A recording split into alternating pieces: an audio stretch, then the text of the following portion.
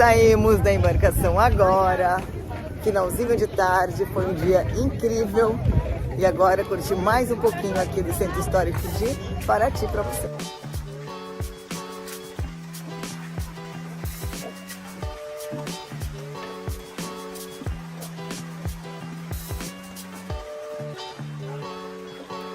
A maré começou a subir e já está invadindo nas ruas aqui do Centro Histórico.